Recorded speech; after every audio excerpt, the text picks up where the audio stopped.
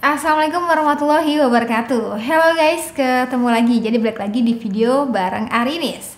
Di video kali ini sebenarnya gue terinspirasi dari beberapa pertanyaan teman-teman dan juga sebenarnya saudara gue pun juga sama nanyain katanya kira-kira smartphone dengan budget 2 jutaan yang cocok untuk kebutuhan belajar online di rumah. Iya kan, sebenarnya kita tahu kalau misalkan sistem belajar di rumah itu sampai sekarang masih diperpanjang dan nggak tahu sampai kapan sejatinya, sampai si COVID itu minggat ya. Jadi salah satu alternatifnya dengan budget smartphone 2 jutaan, RAM-ROM yang cukup lega dan juga brandnya itu ternama. Ya salah satunya adalah Samsung Galaxy A11 ini, ya A11 ini. Jadi penasaran kayak gimana pendapat gue sama Samsung Galaxy A11 ini? Sebelum itu like videonya, subscribe channelnya dan juga nyalain tombol lonceng dan gak ketinggalan kalau ada video terbaru dari Arinis. Nah, sebelum kita bahas satu bagian smartphone-nya, di sini gue mau sedikit cerita ya teman-teman. Kalau misalkan dulu itu 2 atau 3 tahun lalu sebenarnya jarang banget ya smartphone dari entry Samsung itu direkomendasikan. Kenapa? Karena harga dan juga spesifikasi yang ditawarin tuh kayak suka nanggung. Apalagi kalau misalkan ketemunya kaum mendang-mending yang kayaknya tuh apa aja yang dibuat oleh Samsung smartphone entry levelnya tuh kayaknya salah aja gitu ya.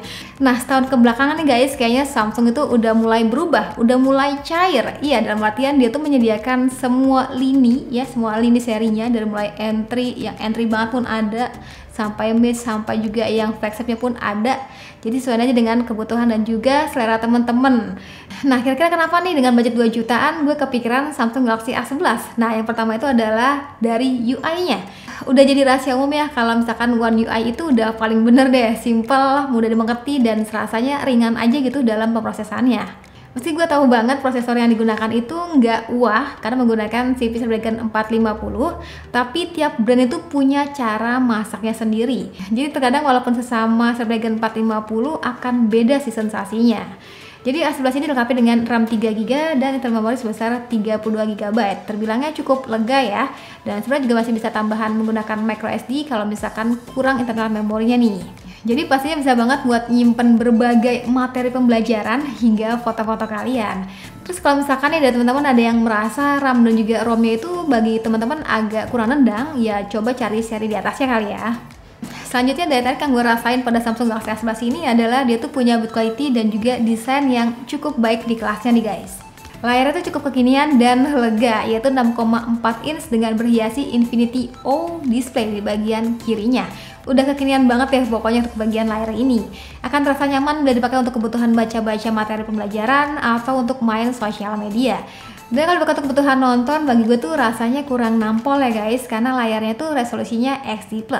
Tapi ini justru yang bikin awet untuk bagian baterainya nih. Kalau untuk urusan speakernya cukup nendang, dan kalau misalkan teman-teman mau ngerasain kualitas yang lebih nendang, dengerin itu bisa menggunakan earphone. Iya, karena A11 ini sudah dilengkapi dengan fitur Dolby Atmos. Jadi secara desainnya si A11 ini rasanya cukup slim ya guys, dan juga back cover ini berbahannya polikarbonat dan juga finishingnya glossy. Jadi sudah cukup cakep ya untuk smartphone di 2 jutaan. Nggak lupa di bagian belakangnya dilengkapi dengan sensor sidik jari fisik dan juga triple kamera. Oh ya, nggak lupa untuk pengecasannya sudah menggunakan port yang sudah Type-C. Untuk desain bagian kameranya sendiri bisa dibilang nggak sekekinian layarnya ya, tapi Doi itu udah punya triple kamera. Jadi kamera utamanya sebesar 13 megapiksel dan juga dilengkapi juga dengan 2 megapiksel deep kamera. Iya, jadi untuk kebutuhan foto bokeh gitu. Dan nggak lupa hadir juga 5 megapiksel sebagai lensa ultrawide untuk foto dengan cangkupan yang lebih luas hingga 114 derajat. Mode kamera sendiri cukup simple, jadi nggak dilengkapi dengan night mode ataupun slow motion. Jadi selain 3 fungsi lensa yang tadi gue sebutin, tersedia juga filter, stiker, dan juga mampu merekam video hingga 1080 pixel untuk kamera belakang ataupun kamera depannya. Dan berikut beberapa hasil foto daripada Samsung Galaxy A11 ini.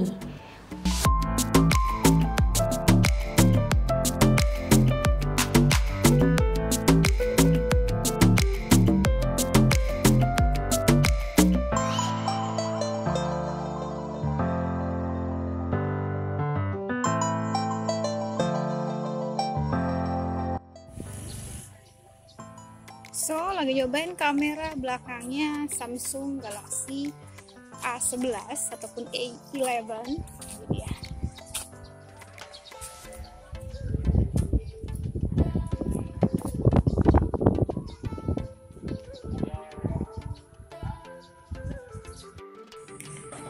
Gelap.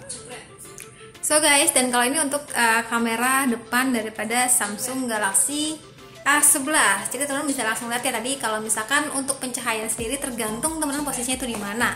Jadi kalau kayak gini membelakangi cahaya ya otomatis bakal agak gelap. Tapi kalau kayak gini otomatis ya oke lah ya untuk smartphone di bawah 2 jutaan.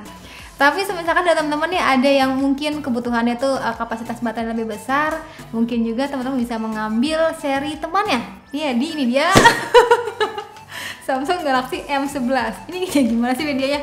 Jadi gini teman-teman, jadi kalau misalkan teman-teman masih ingat Samsung Galaxy A11 dan juga M11 ini sebenarnya rilis itu nggak jauh beda tanggalnya. Punya spesifikasi juga pun nggak jauh beda. Jadi kalau Samsung Galaxy M11 ini memiliki baterai sebesar 5000 mAh, sedangkan yang A11 ini memiliki baterai sebesar 4000 mAh.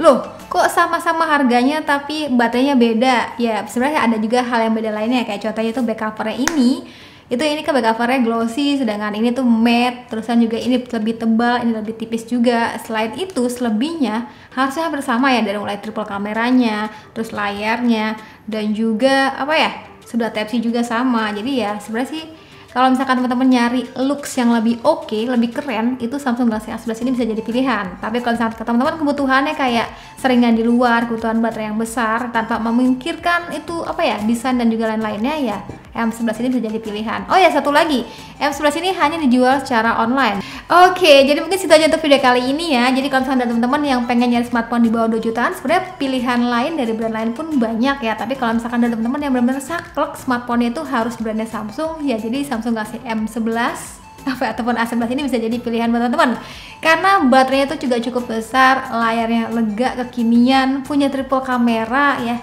dan juga ini Samsung sih. Ya udah, sekian dari gue. Kalau misalnya teman-teman ada yang udah pernah pakai smartphone keduanya ini, coba tulis kolom komentar kira-kira suka dukanya kayak gimana ya, biar teman-teman juga bisa baca. Sekian dari gue lagi dan Satya bilang see you, bye bye.